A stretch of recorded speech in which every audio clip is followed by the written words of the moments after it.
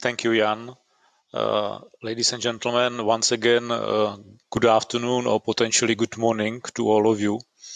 It is my pleasure to join my colleagues in explaining what we would like to do with Komerční banka in next 5 years. And I would start my comment by speaking about the digital bank. As you heard, we want to be a digital bank for people with aspiration, and I think this piece is probably the most sizable element of our effort, one of our major flagships. I would make a few stops here. The first stop being people with aspiration. Who are people with aspiration? In my eyes, these are clients who are active, who have their plans, who have their needs, who need and appreciate a bank that can assist them in their plans. And we believe that this is the right target audience for Komerční banka, and we also believe that we already are and will be even more the right bank for these people.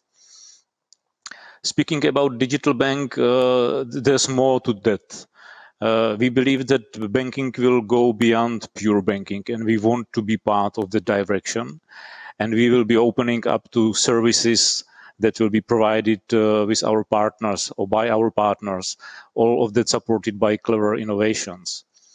I'll make another stop speaking about branches. It was mentioned already, but I'd like to highlight that we very much believe in omnichannel approach. So we believe in combination of digital, assisted, remote selling and servicing, and pure digital. And we believe that this is the right combination, the right recipe, combining our historical strengths with modern trends and modern attitudes. Another element, what do we expect from the new digital bank? Many things, one of them being flexibility. And when I speak about flexibility, it's about faster time to the market. It's about cheaper development, if I'm looking at the topic from bank's point of view. But it's, among other things, also about enhanced operational stability, which is becoming a topic of key importance. Looking at the same topic a bit from customers' point of view, we would like to build, and we will, the new digital bank in a way that it's simple and intuitive. It will be based fully on digital products, digitally designed and digitally born, to say it like that. And also we will do our best to build it in a way and design it in a way that it saves time and brings real value to our customers. Being a bit more concrete in our plans, what are the benefits that we believe this will bring to us?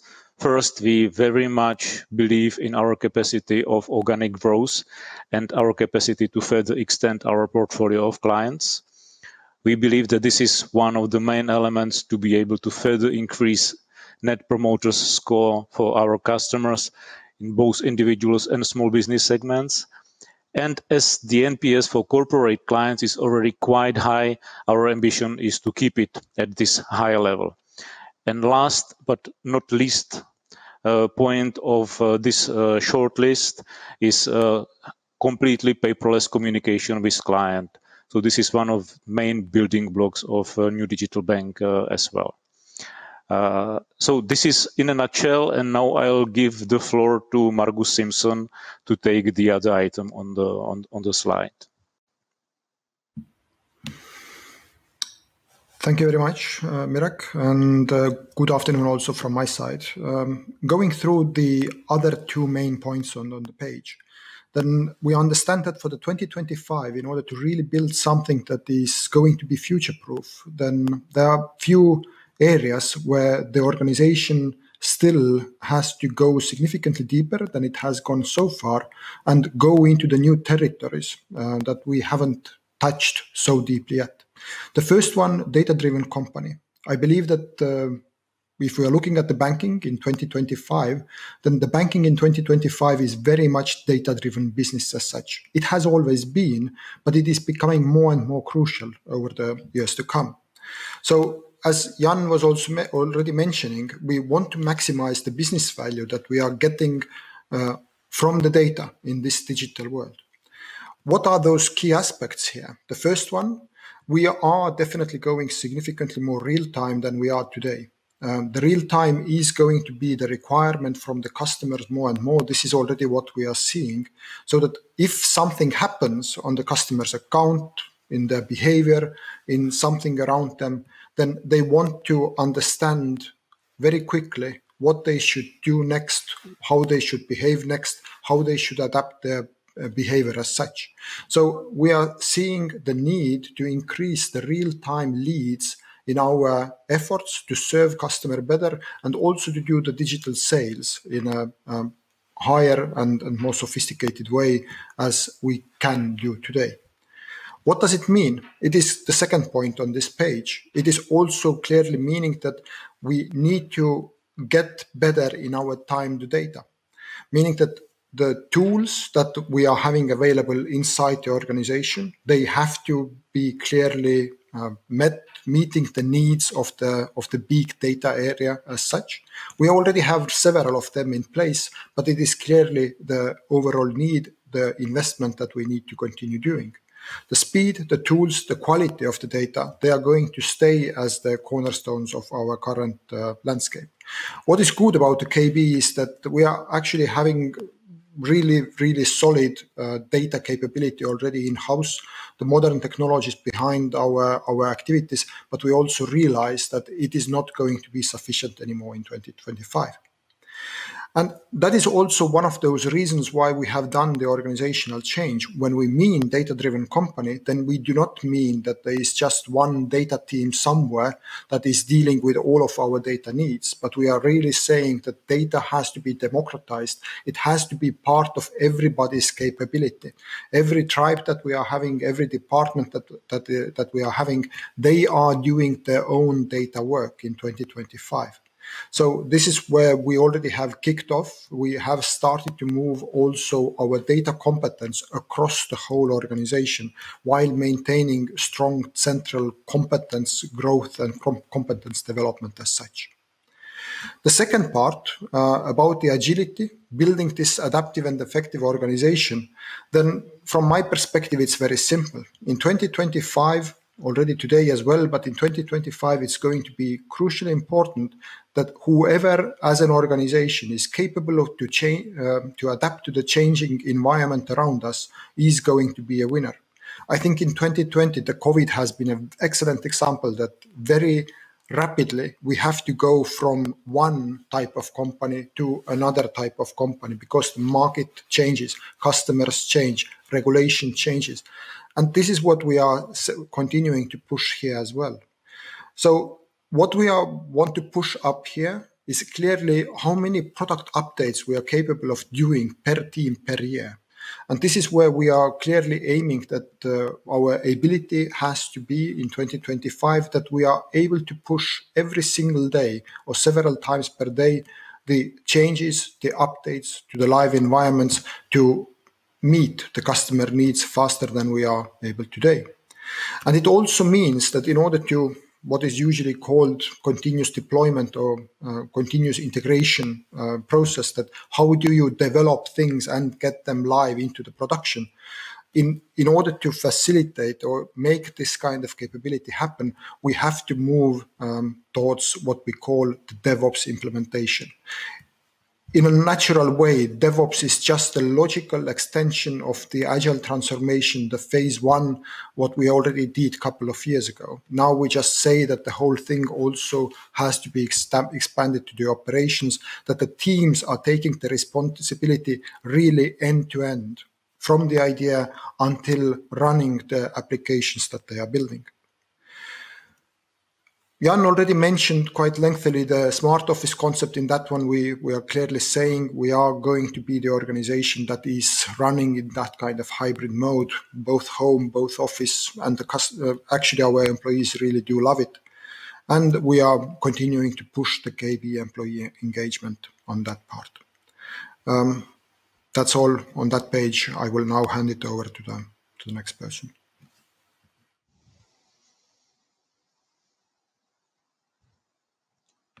Which I believe is me for slide 35, if I'm not mistaken.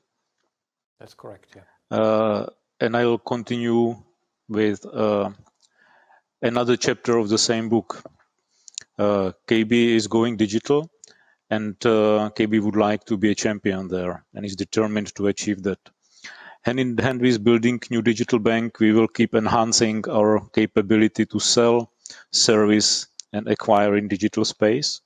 And this is not just about client comfort and attractivity for clients. There's a lot more to that, such as optimization of processes or optimization of staff costs. And I think this is the right moment to mention also another element, and this is simplification, because we believe that simplification of processes, product portfolio, and product offering, by the way, it's a crucial prerequisite for our success, and we are paying quite a lot of effort to this particular point. I think that this is also a good place to mention that apart from, I would say, physical interaction with clients, and apart from purely digital interaction with clients, we believe in a third pillar that is called assisted advisory, remote assisted advisory, selling and servicing. And that is quite nicely combining our historical strengths and our capacity to keep long-term fruitful relationship with our clients, and our capacity to do things on a remote basis without the necessity to physically meet with our clients. Let's look a bit at the benefits, and I can be a bit more precise in terms of quantification here. What is our ambition for 2025? The first one on the list is reaching 50% of all digital sales in retail done in digital. The second one, we believe that we should be able to acquire 40% plus of our clients just digitally. And also the vast majority, 85% plus of all the servicing in retail will be happening in real life, in online. The last but not least element on this list goes to decrease cost to process and serve. We believe this can be significant contributor to the overall operational efficiency, quantification being calculated, let me say it like that. Moving to another element of our efforts and plans, One Mortgage Factory, already mentioned. As you may probably know, there are two providers of housing loans in the group. This is largely driven by historical reasons and by regulation, of course, because you need to have an SPV for providing building saving loans. That is the second part of our product offering. And what we plan to do now is to create one factory. Create one factory, which means produce all those and process all those housing loans under one roof. Technically, still you need at the end to put standard mortgages to books of Komerční banka and building saving loans to books of Modrá pyramida, our subsidiary, but everything else will be unified and identical. And we believe that by that we can get a lot cheaper development, we can get unified and we'll get unified risk processes, and we can move faster in digitization and in process simplification. I know that it's not much bankers-like, but I have one more ambition for this project of One Mortgage Factory, and this is to create not only center of expertise, but also center of enthusiasm of everything that is linked to housing and housing needs, because among other things, we believe that it's not just about financing, but about the whole ecosystem of services that are linked to this particular need of our clients. Let's look a bit on the benefits and positives that we expect this to bring. The first one is commercial. We believe we have the capacity to further significantly increase our market share in mortgage loans, in sales, from current 21% to approximately 25% at the end of 2025. Looking at the topic from the other side, we would like to significantly decrease the time to yes. And if one day that is indicated here doesn't seem enough ambitious to you, I would like to highlight that this is binding reliable yes, which is quite important in this aspect. And also we expect this initiative to help us significantly increase our productivity in processing of mortgage loans, and again contribute to the overall operational efficiency. So that much in a nutshell for One Mortgage Factory and digital sales and servicing. And now I am handing over to David Formánek for corporate. Thank you, Mirko. So our objective in the area of corporate banking business is relatively simple. It's to basically keep and further expand our market leadership.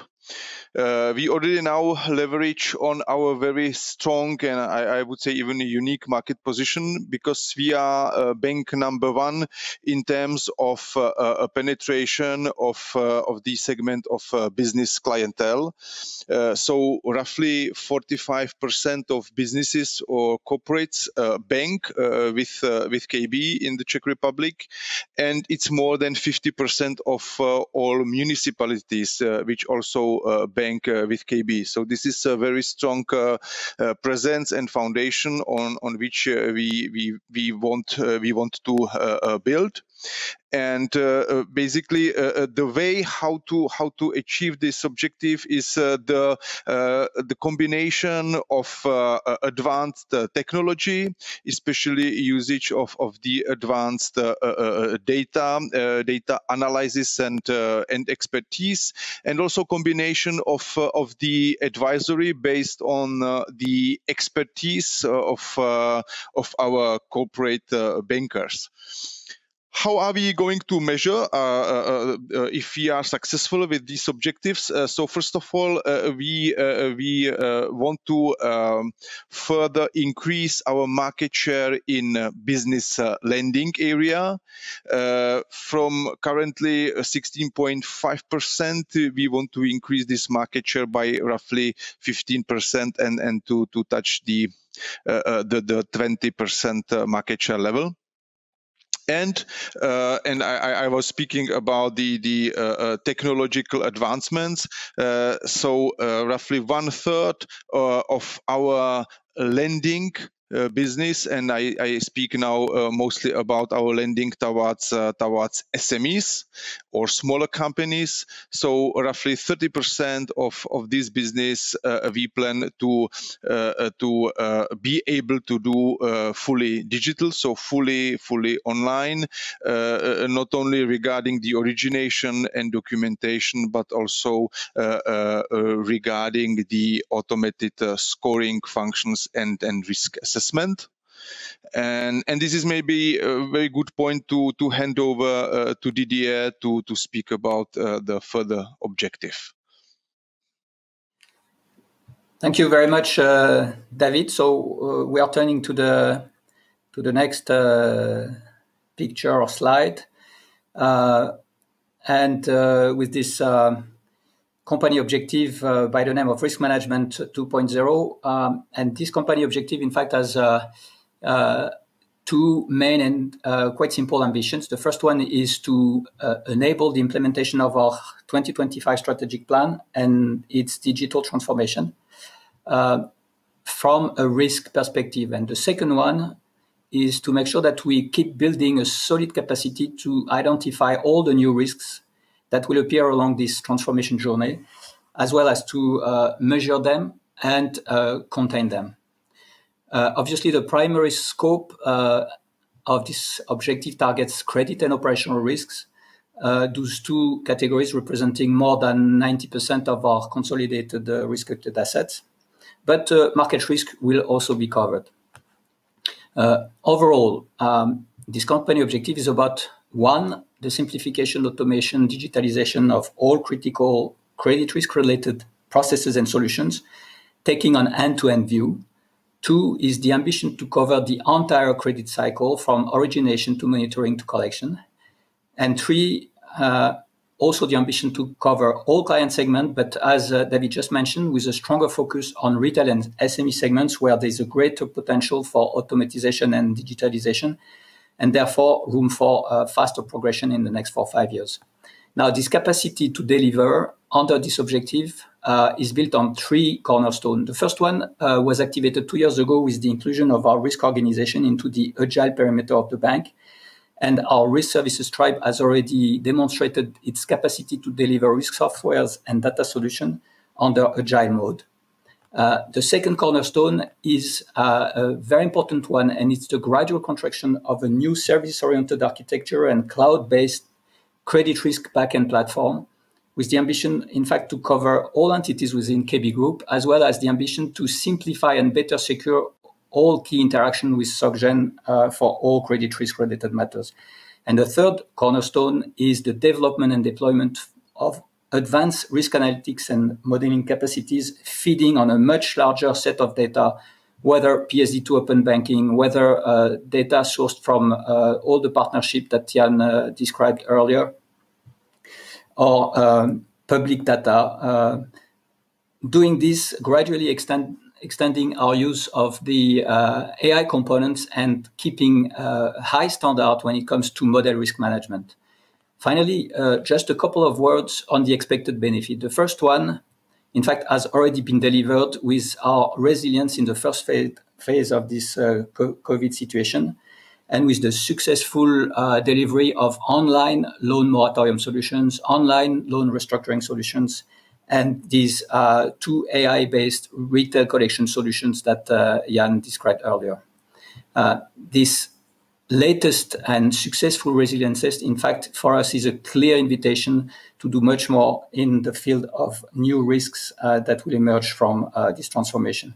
Going forward, obviously, we will improve our client satisfaction scores with better time to yes and time to cash in our lending activities, with an improved capacity to offer digital financing solutions to prospect, which was a point historically that was a bit lagging behind.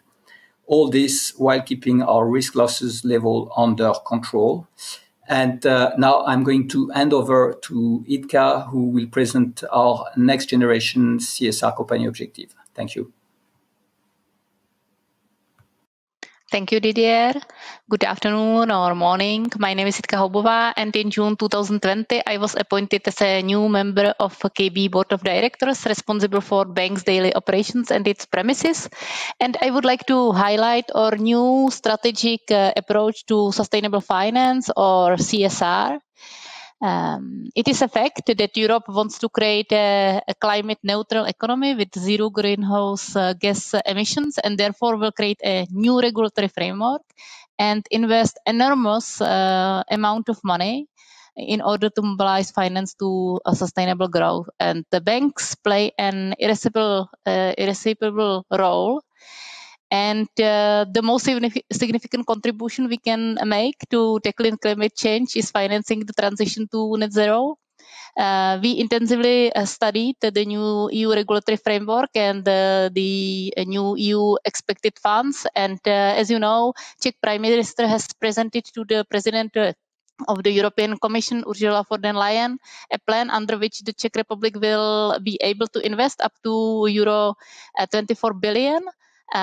It could be slightly changed, but 37% of the aid would go to green financing and coal transition. And KB have to be ready to respond and support client business needs.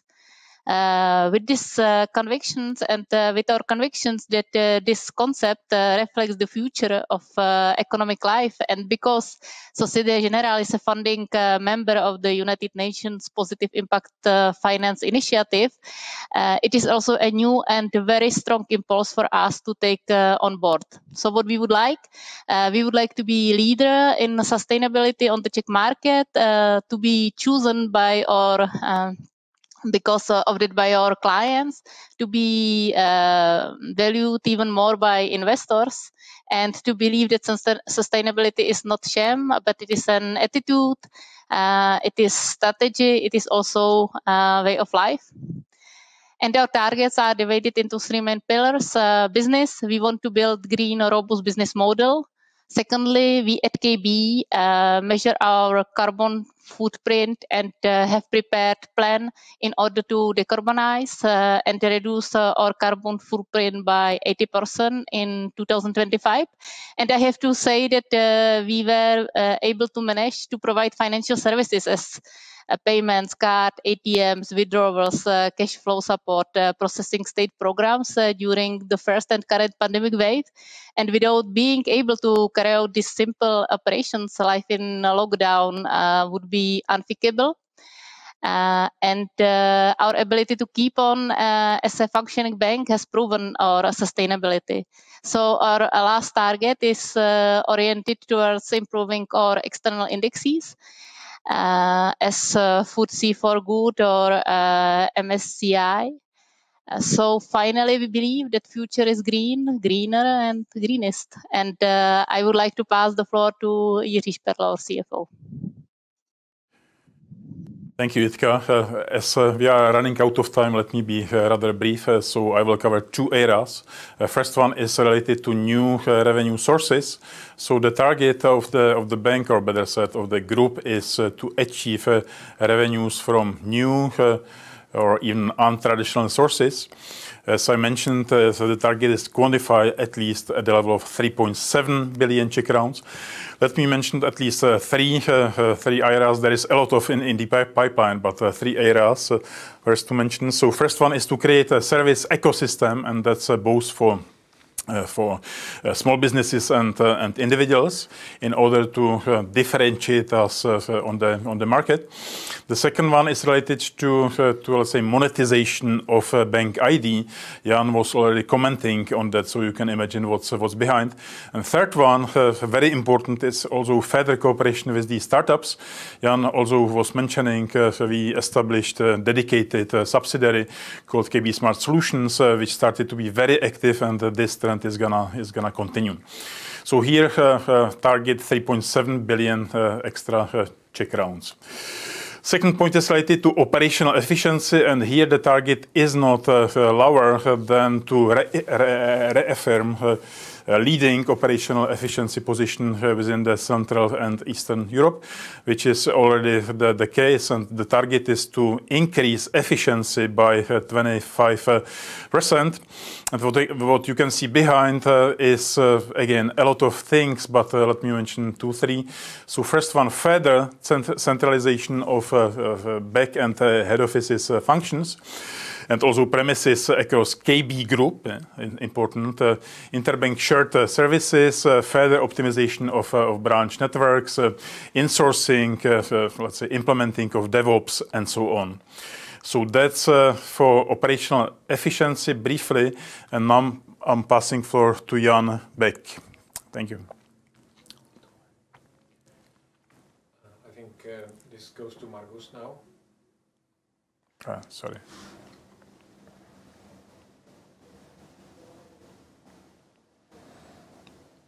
Margus, can you please comment on the technological updates? Sure. I was just waiting for the corporate and retail start first, but of course technology side.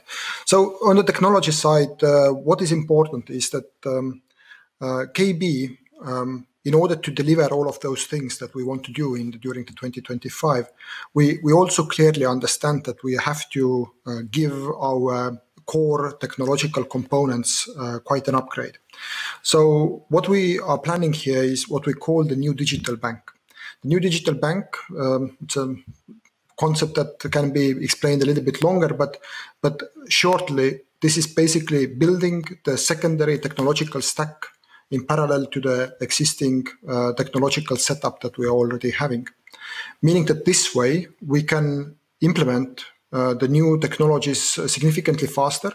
And when we're also looking at the different consultants who are looking at different digitalization and modernization plans, then we are also seeing that they are estimating that this kind of approach is cheaper to implement than the traditional gradual replacement of the different technological components within already the existing technological landscape. We have already kicked off the activities to start replacing our core banking system that way. so that the implementation of the selection and implementation have already been kicked off here. We are looking also for the new card management system being implemented in the upcoming years. We are also talking quite significantly about fully building up the digital sales and servicing capabilities. It's about the upgrades in our digital channels, but it also is the upgrade in what we call as a middle layer, or the digital hub, or digital sales tools that are usually sitting somewhere between the front end, I mean the channels, and the back end, like traditionally the core banking system. They are sitting there in the middle, and they are doing most of the data crunching in order to really provide the digital sales capabilities to our customers and improve our technological setup to serve customers both in real time and with a faster delivery to the market. Payment processing has been already, the new payment hub development has been already ongoing for a few years, and this is where we are just continuing to expand the activities, what we have been doing in the past. So all in all, we are saying that the new digital bank as such, by the 2025, together with product portfolio simplification, what Mirek was already talking about, together with the rest of those products that the customers are asking that we want to deliver, together with data-driven organization, they form quite a solid and strong technological foundation behind the scenes in order to enable all of those new business features and the new business possibilities that we want to pursue here. That's all to hand over to the others. Briefly tell us about the implementation in corporate and investment banking. Okay, thank you, Jakub. So let me briefly comment the main investments and initiatives in the area of corporate and investment banking. So first of all, we are going to build a new universal and comprehensive front end, which we call a CIB portal.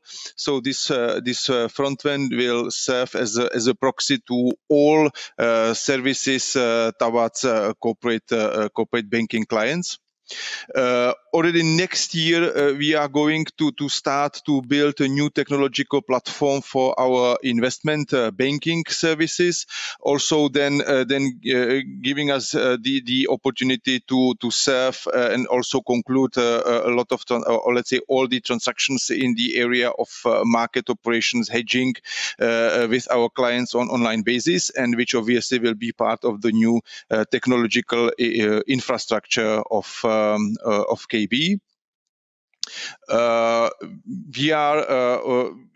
We already spoke about the loan granting system and switching to online. So I would like to stress that we are going to build also the technology, but also the expertise to be able to support our bankers with advanced data analysis to support them in advising and consulting with our corporate clients.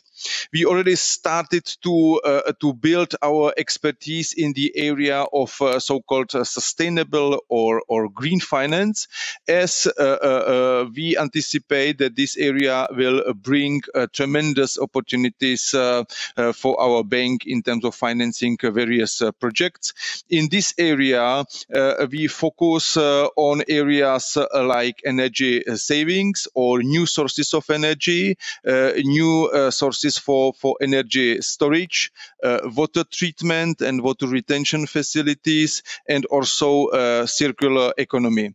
We already established a specific subsidiary called KB Advisory, which will continuously expand the expertise to also serve as a kind of consultancy point for our clients. And nevertheless, we are also starting or initiating a lot of partnerships, basically to be able to provide our clients also with technical expertise and the ability to consult. last but not least, there will be also a lot of subsidies and support coming from the various EU programs in the coming years, which will trigger a lot of investments in this area. In the area of investment banking, we are expanding our ability to provide also our SMEs and smaller business clients with the advisory in terms of FX or interest rate hedging, and also the ability to trade with us in smaller volumes or with smaller amounts. It has been mentioned, we start a lot of partnerships with so-called fintech companies to give us also the technical ability to pursue the banking business via different platforms. We call it, for example, invisible financing, which is the ability to be present in various online controlling systems, where basically based on the knowledge of the client, we will be able to provide them appropriate loan offers. Or other example, to use crowdfunding platforms, for example, to finance various municipal investments in the area of green finance, which I already mentioned. And now I pass the word to Mirek to elaborate on retail banking. Thank you, Davide. I'd like to draw your attention once again to the area of retail. Many of those items that you see on our to-do list were already commented, so I'll focus my comments on those who were not. And I'll start by Investment Portal, which is a new tool, a new platform that will help us to structure the conversation with clients in this particularly important area. That should help us to further increase the understanding of clients, giving them more elements for the right decision. And that should also help us to provide the right advice to the clients. Implementation of Investment Portal in retail banking should simplify the client journey as well. And least but not last, should significantly simplify the administration of all the products and transactions that are linked to the area. Having explained a bit the Investment Portal, I would move one level up and speak about new advisory and sales platform that we call Financial Coaching. And this is sort of an umbrella where Investment Portal and investment area is part of that. Financial coaching is about a lot more than just the investment and saving products. It's a way how to talk to the clients, how to provide the best advice, how to help them to understand, how to even enhance the financial literacy of our clients. And it goes far above the investments, as I said, starting from your daily banking activities, small transactions, what you do in your everyday life, moving across to the insurance products, or even your lifetime project that require a housing loan one day. Another element that should help us to succeed with our ambitions goes to branch network. I already commented that, saying that we still believe in a very important role of our physical outlets, but we will definitely redesign the role they play, and we will also further optimize the number. Seeing the world and the environment today, we would like to get to 200 branches in 2025, out of which 40%, which is 80, main branches will be already converted to new branch concept that is now just about to be piloted. A new branch concept that is fully paperless. By the way, an important comment, if you look at 80 branches out of 200, as those are the biggest branches in our network, we will cover approximately 65% of our client portfolio in those 5 years within this concept. With small apology to be saying it over and over, let me once again repeat simplified products and automated processes, because we believe that this is a very powerful element for future success. And the last point on this to-do list, and not an easy one, by 2025, we would like to migrate the complete client portfolio to the environment of new digital bank. That's it for now, and I'm passing the floor back to the studio to Jan. All right. Thank you very much. Knowing that we are running out of time, just let me swiftly go through the last 2 pages of our presentation, and let's focus on measurable targets between 2019 and 2025. In the field of the Net Promoter Score, we would like to align around the 50 positive points across these segments, starting from individuals and ending with the largest corporates. We want to use the omni-channel experience. We want to leverage on the expertise of KB and SG Group teams, and in cooperation with third parties. Bank clients, and I am now speaking about bank only and organic growth. The number of clients will grow from 1.66 million to 1.85 million through the acquisition via omnichannel experience. Bank branches, let me just remind, beginning of 2018, we were somewhere in the territory of 380 plus. We are targeting in 2025 the 200 highly sophisticated, equipped with experienced bankers, bank branches, which will be providing the high-class services to our clients. Number of employees shrinking further down alongside digitization from the existing numbers of 7.34 thousand to 5.5 thousand,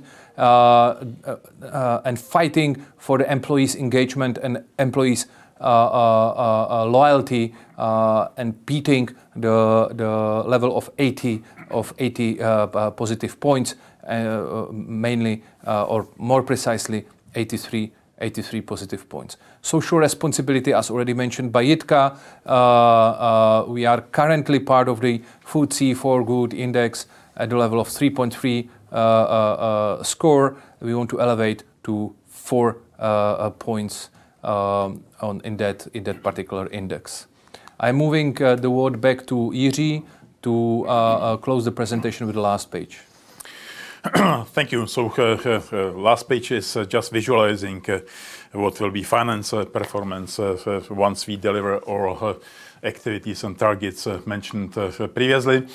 So this all in all leads to a very strong financials at the end of 2025. They are visualized at the bottom of the page. So Jan already mentioned 2 million of clients. It is 1.85 organic growth and at least 150,000 non-organic growth. This is one thing.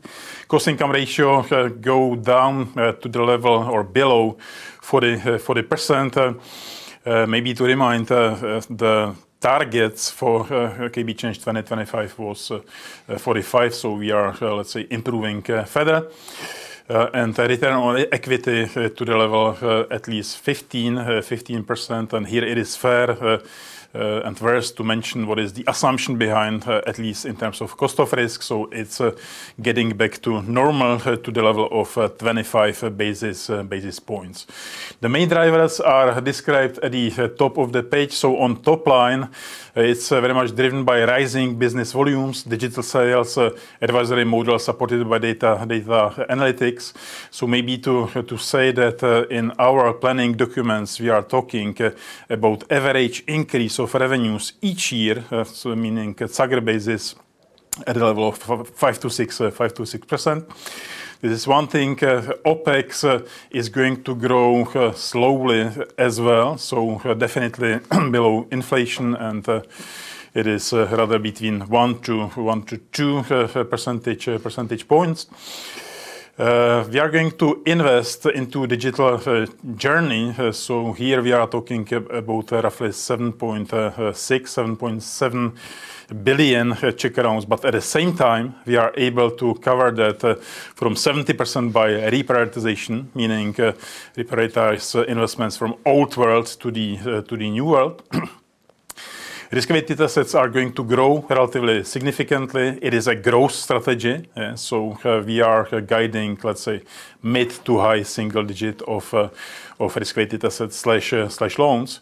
And at the same time, and it is important to mention as well, we will consider enhancing of our performance with non-organic growth elements, of course, subject to all relevant approvals and validations.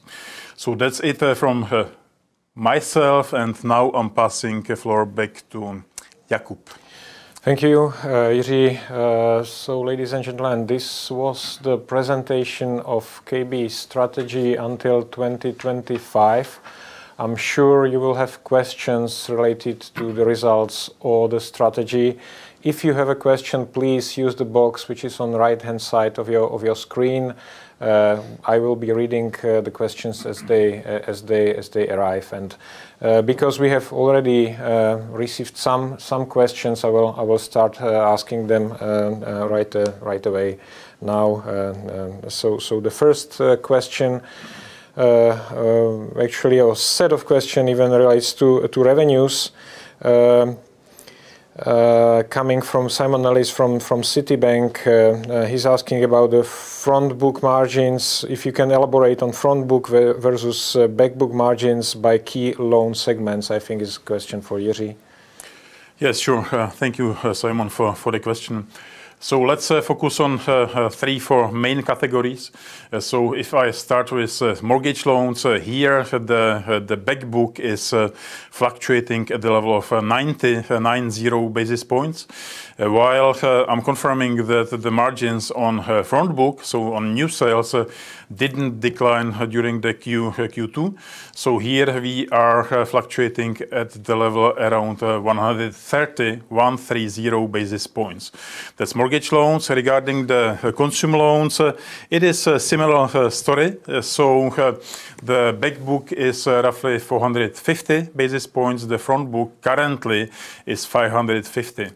Maybe it's fair to mention that the margins on front book increased significantly compared to Q1, but at the same time we are adding that we are expecting a slight let's say deterioration in upcoming months.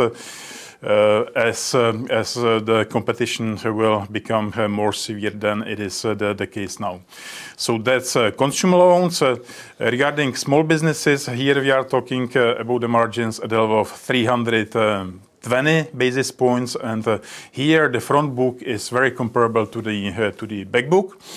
And last point is related to corporate loans, and you know that we are organized in two main segments, so that's SMEs and then large corporates. So on average, we are talking about 100 basis points, both back book and front book.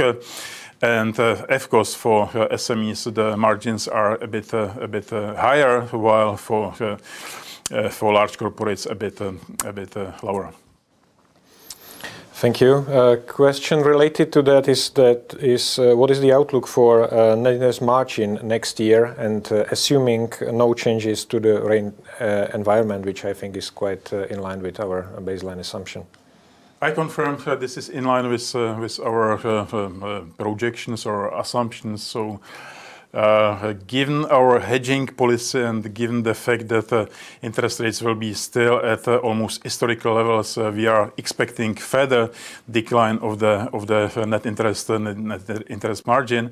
For this year, we are expecting the level around 205 and 210, and for 2021, the expectation, given the assumption market rates will not move, it will be by another, let's say, 15 to 20 basis points down. We have questions related to revenues as well, but rather to this strategic outlook. One coming from Martin Nemes from UBS and also from Gábor Kemény from Autonomous. Basically, what share of the 3.7 billion in, let's say, incremental revenues mentioned in the strategy paper is coming from higher interest rates, or what is the contribution of bolt-on small acquisitions to that 3.7 billion increment? Okay, so maybe let me answer a bit different. Of course, we do have some simulations assuming that market interest rates will stay at current level. At the same and our assumptions for the growth of market rates have been introduced by Jan. Let me say that this scenario is kind of very much stressed. We don't expect it, and if I should illustrate it into the impact into our ROE. We would talk about 2 to 2.5% down for ROE, and for cost income ratio, it would lead to the increase compared to the 40% target between 4 and 5. So it has a value. At the same time, our baseline scenario is absolutely different. So this is impact of market interest rate environment in terms of fintechs and startups contribution. Here we are talking roughly about 500 to 700 million Czech crowns in 2025. Thank you. The related question is also from Simon. What would be your long-term ROE target if interest rates do not increase from current levels? You've basically answered that. So then let's maybe move on to questions related to risks. So probably for Didier. It was mentioned that NPLs are expected at 3% at the end of the year. What was the level of write-offs or NPL sales in 9 months of 2020, and what is the outlook for 2021? Also, what is the expectation for NPL growth in 2021? Thank you, Jakub. Thank you for the question. So, regarding NPL sale for the first 9 months of the year, we are slightly below 200 million Czech crowns. So it's a much lower level. You may recall that in the last 5 years, we sold an amount that is close to or above 8 billion. So that's for the first part. Then write-offs traditionally or typically we are in the range of 750 million Czech per year, which is what we expect for 2020. Regarding the NPL ratio, so we expect the NPL ratio to be around 3%. At the end of the year, and I mentioned for next year 4%. This 4% really being a cap. I would say that it's probably going to be a bit lower than 4% under our central macroeconomic scenario, of course. And I think that's the answer to the questions. Yes, thank you, Didier. But we have one more question on asset quality, or rather, what is the provision coverage on debt under moratorium, and how do you expect this to change under your baseline and adverse macro scenarios? How do you expect cost of risk to develop next year under these scenarios? I gave you the coverage for the S2.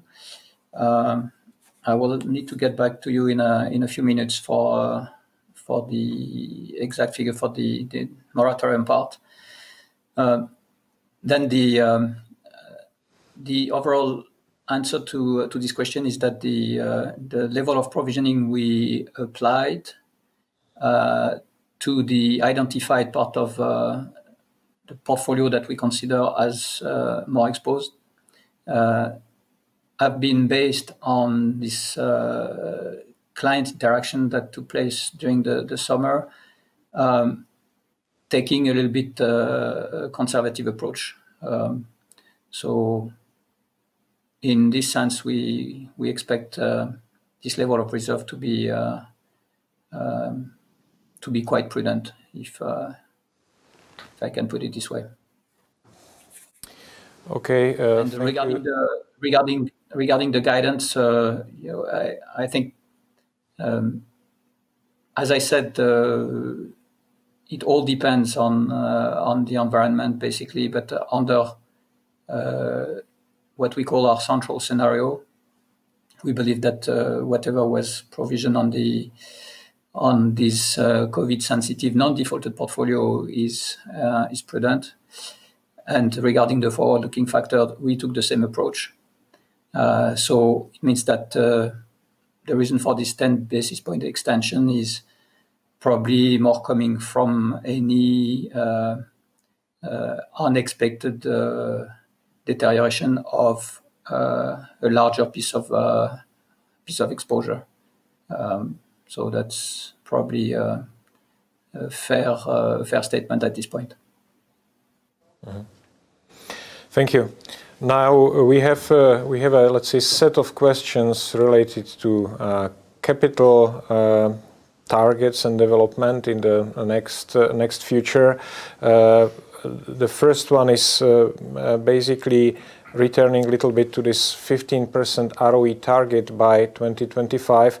And basically, Mate is asking what capital assumptions we have, what level of capital is assumed for this ROE target. So whether it is based on our existing 50 to 200 basis points management buffer target above the applicable regulatory minimum.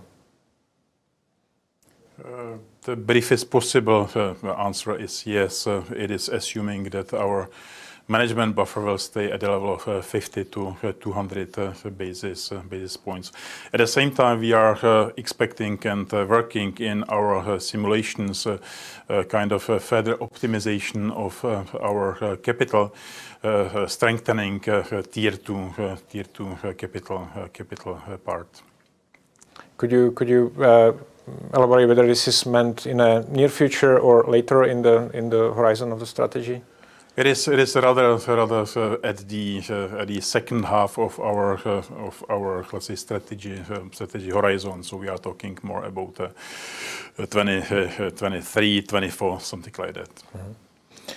Thank you. And bit, let's say, shorter-term question. Based on your discussions with the Czech National Bank, what factors do you think will determine the timing and size of dividend payments in 2021? I will kick off and will ask Jiří to potentially complement here. Yes, we are keeping a lively dialogue with the Czech National Bank on that particular subject, and we are not alone. The same is happening at the level of the discussions with EBA and ECB with other European banks.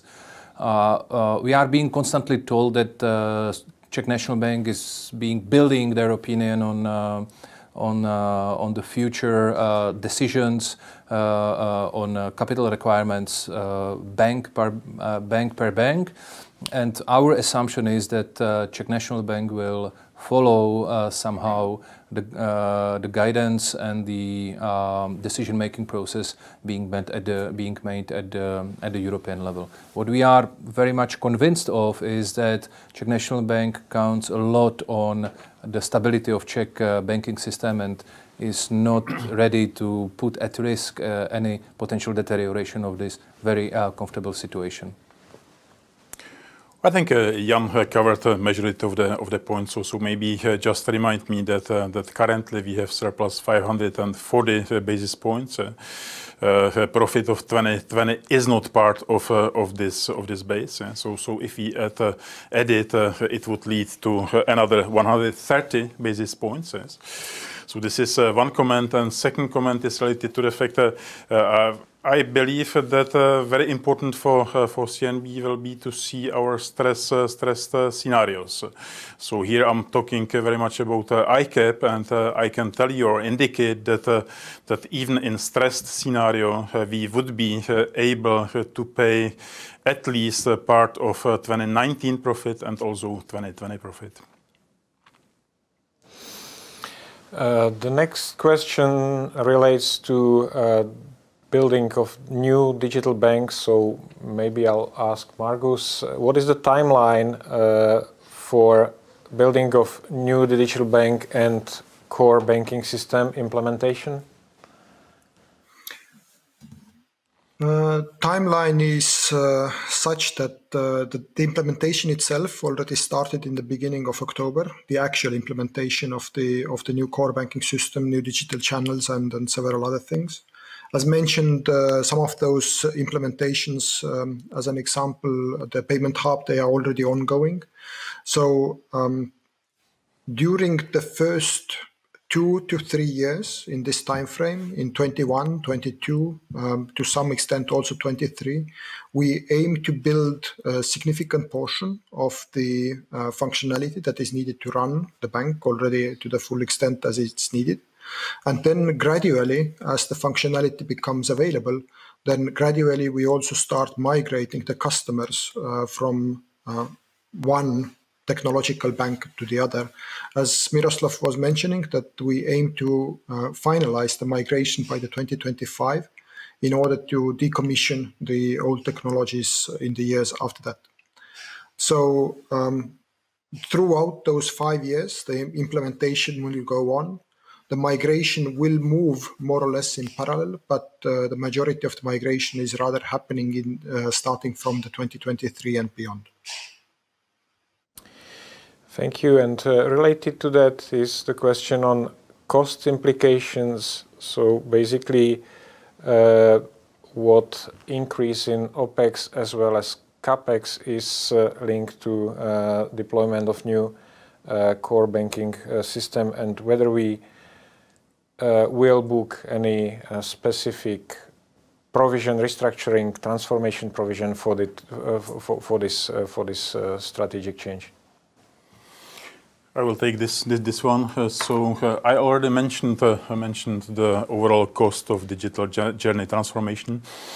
So just to remind, it is roughly 7.6 billion Czech crowns in upcoming 5 years, out of which only 1.6 will be extra on top of our run rate. In terms of implications into OPEX for the upcoming 2 years, and let us be more, let's say, concrete during Q4 results, we are expecting that the OPEX is going to grow still below the inflation, so at a level of 2 percentage points. But at the same time, in longer period, we are expecting more significant, let's say, decrease of OPEX. As I was mentioning before, CAGR is expected at a level of 1 to 1.5%. This is one thing. Other thing is related to. Was that about restructuring reserve? If there is any plan for that? No. So far, we believe that it will be fully absorbed. So no restructuring reserve is expected. That's it. Speaking about transformation, restructuring, could you also a little bit elaborate on the timeline for the targeted FTE and branch reduction, and what? And again, there was same question, but you've probably answered whether this will bring need for a restructuring reserve for this one. So yes. So let's split it into two parts, despite the fact that it is connected to each other. So let's start with the branches, and maybe Mirek will complete me after. But we decreased number of the branches significantly this year, so we are not expecting further decreases in upcoming years. Basically, it should go linearly, linear way. So this is the branches. In terms of FTEs, what is behind the target is that in the first 2-3 years, we are going to decline the number of FTEs in a speed X. But of course, the biggest efficiency increase will be delivered once everything is digitized. So once we complete our transformation. So the biggest part of our FTEs cuts is related to 23 to 25. The next question relates to revenues. It's perhaps a bit broader.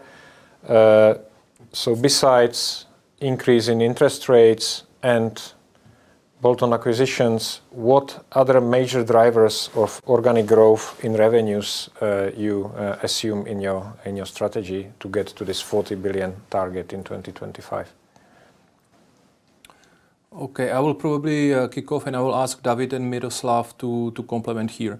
Our aim is to, first of all, to increase the number of clients, which are active, which have their own aspirations, which are using the bank to help to conclude their targets and their projects. Second point is that hand in hand with higher number of clients, we do expect we will be able to activate a higher level of interaction / higher number of transactions concluded by the clients. Third one, we do believe that we are already helping ourselves with opening new doors to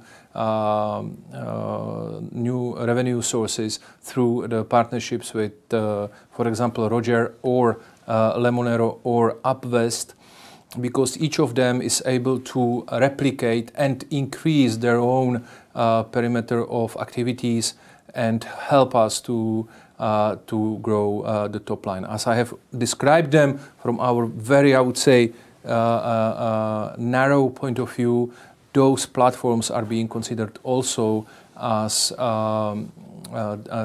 distributing platforms for our short-term or longer-term financing products.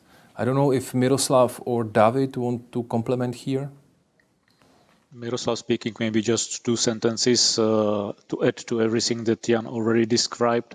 Speaking about organic growth, we have quite ambitious targets for housing loans, for consumer loans, for investments and for insurance.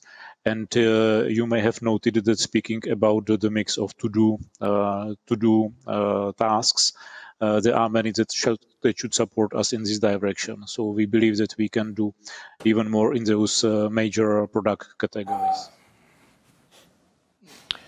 Thank you. Ladies and gentlemen, again, if you wish to ask a question, please use the box on the right-hand side of your screen. See, David wanted to add. Oh, sorry. Yeah, David, please. Sorry. Just to add 2 sentences.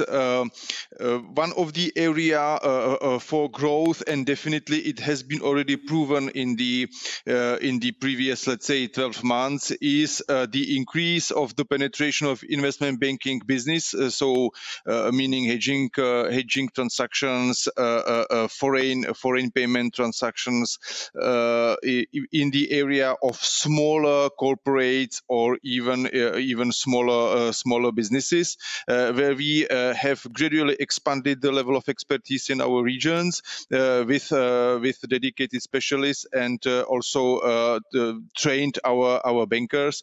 And definitely we are increasing, I would say, considerably the share, let's say, on the wallet of our smaller clients, and also we are educating them to treat the risk related to their balance sheet and FX exposures. What is also worth to mention is that the incredibly high level of aid or investment opportunities will be created also by distributing the EU Recovery Fund, on which we were elaborating a few minutes ago, where if the logic will be put in place, there will be like 10% prepayments or down payments coming from this European Recovery Fund in favor of a country. The rest must be co-financed by banks.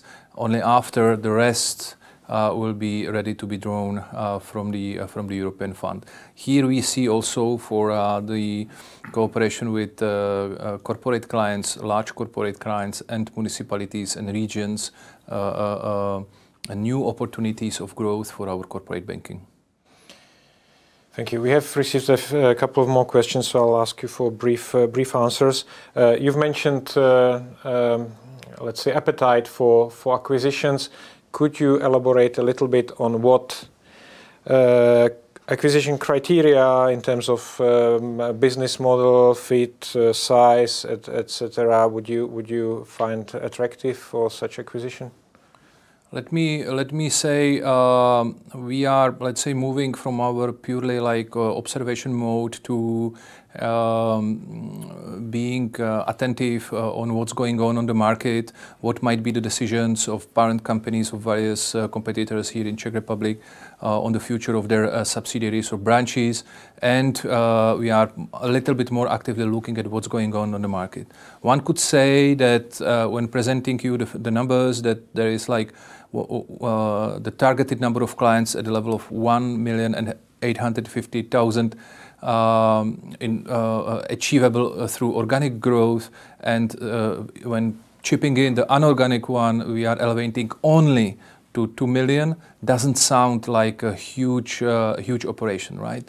So we want to be open to small opportunities when simply taking over existing set of clients of potentially smaller players, but also looking at our expected capital adequacy ratio, also looking at what's going on with potentially larger targets. What must be said here is that we will be strictly sticking to our qualities on one side and ambitions. On one side, it's a potential to grow the revenues. On the other side, it's also to create synergies on the cost side. We do believe that in the environment of low interest rates, which will remain in place for as we expect for a couple of years,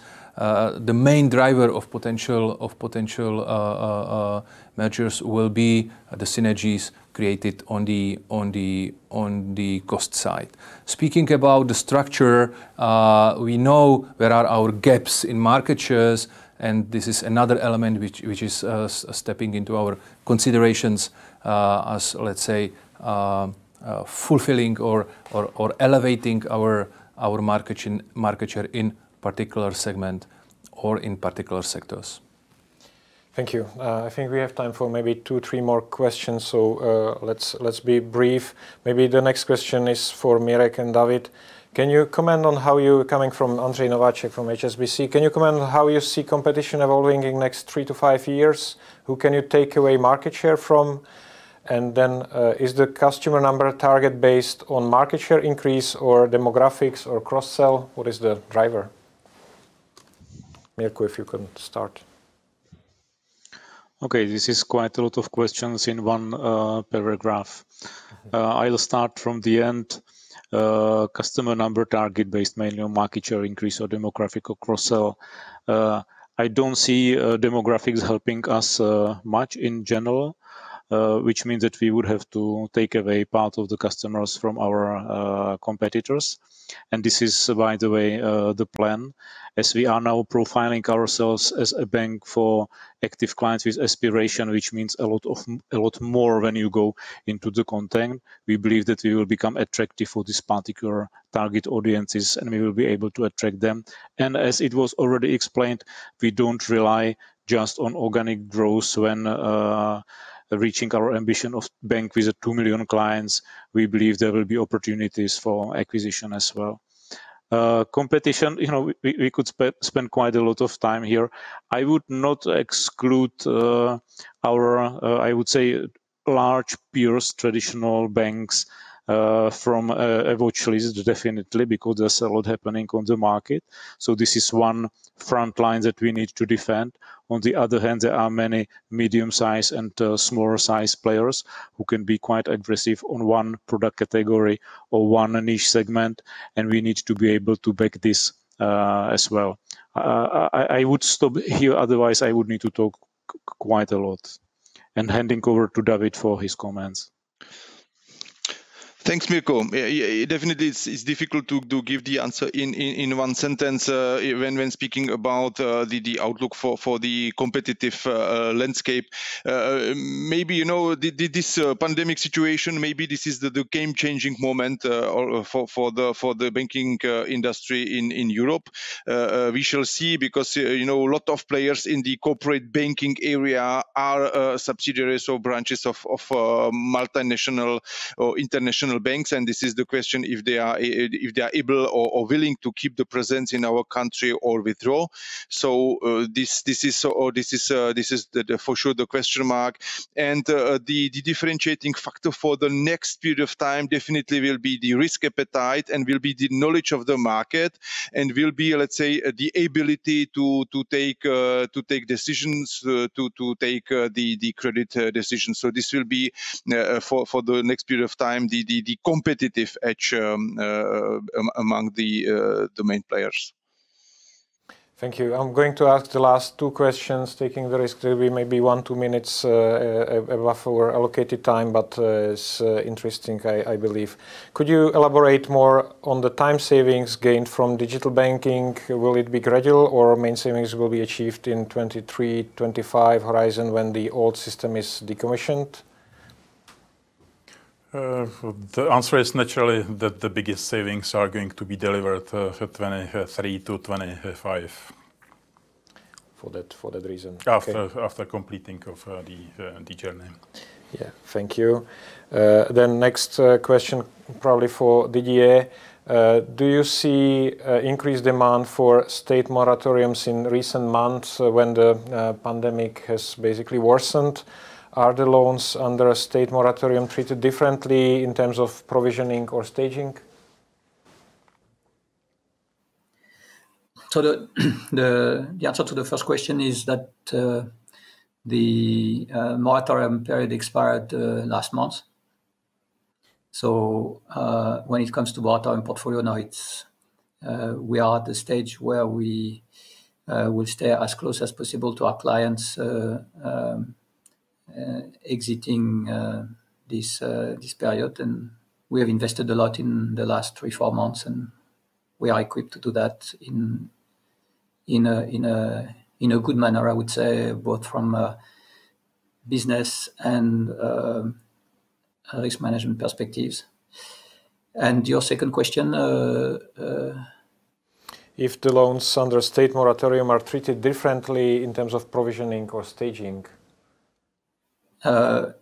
This is, in fact, this was the purpose of our portfolio reviews and client interaction, client calling campaigns in the summer. And out of this, we treated what we call in our local jargon the hidden default pocket in the way that used all the feedbacks we got from the clients. So in this respect, definitely yes. And I take this opportunity to answer the question I could not answer. I did not answer a few minutes ago. The provision coverage for our moratorium portfolio is at a level of 7.6% compared to 5.8% for the entire S2 exposure. Thank you very much. So I'm afraid we have used all our time dedicated for this session. So thank you very much for being with us, and I will ask maybe Jan for his final comment. Thank you, Jakub, very much. Ladies and gentlemen, many thanks for spending your time with us. We were trying to do our best in presenting to you not only the quarterly results, but also the strategic outlook. And believe me that being surrounded by this highly determined and highly engaged management team, I am fully confident that not only the presentation, but mainly the implementation of the strategic plan will be delivered in the quality and in time which we plan. Which is, by the way, a quality of Komerční banka for long-term time. Let me thank once again all our employees and the management team to cope successfully with the existing situation, which is demanding, which is challenging for all of us. And let me also say that not only the short-term problems and issues, but to my confidence also the long-term horizons and ambitions will be achieved as they are being presented to you. So let me thank to Jitka, to Didier, to Miroslav, to David, to Margus, to Jiří, and to Jakub for helping us to bring to you the story of Komerční banka. We are very grateful for your confidence to KB, and please, if you have any questions also in between, don't hesitate to turn on us on bilateral basis. Thank you very much, and let me wish you strong health and successful end of the year. Thank you.